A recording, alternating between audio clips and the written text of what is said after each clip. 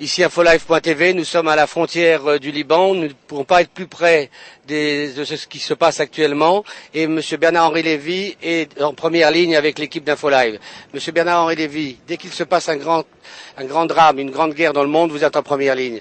Que ressentez-vous aujourd'hui?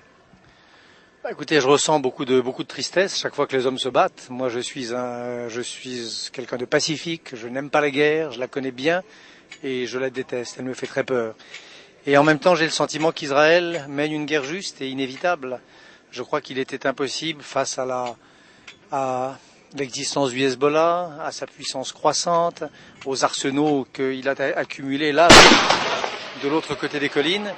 Je pense qu'il était impossible pour Israël de ne pas réagir un jour ou l'autre. Nous venons d'entendre le départ ou l'arrivée d'un obus. L'ambiance est très très dure. M. Bernard-Henri Lévy, vous êtes un homme de paix. Que faut-il faire pour que cela s'arrête maintenant? Quelle va être la parole que vous avez donnée en France pour qu'en France on comprenne la légitimité de ce combat et que la paix arrive enfin? Écoutez, je crois que, contrairement à ce qu'on pourrait croire, beaucoup de gens veulent la paix aujourd'hui dans cette région. La très grande majorité des Israéliens veulent la paix. Une grande partie des Palestiniens sont prêts à la paix, je crois aussi. Des deux côtés, il y a des hommes et des femmes qui savent qu'il faut faire des compromis, qu'il faut céder sur une part de son rêve pour éviter l'enfer. Et puis il y a des extrémistes, et notamment aujourd'hui le Hezbollah, qui ne veut pas le double État, qui ne veut pas d'une solution juste pour les Palestiniens, qui veulent la destruction d'Israël.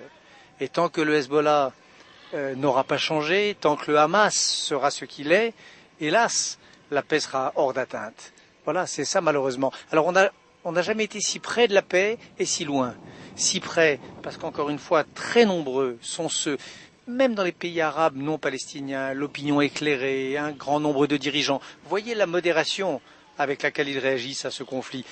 Un nombre croissant de gens sont désireux de la paix, et puis on n'en a depuis longtemps pas été si loin, parce qu'il y a des forces d'une très grande puissance, soutenues par des États terroristes d'une très grande brutalité, je pense à l'Iran notamment, qui veulent tout faire pour empêcher la paix.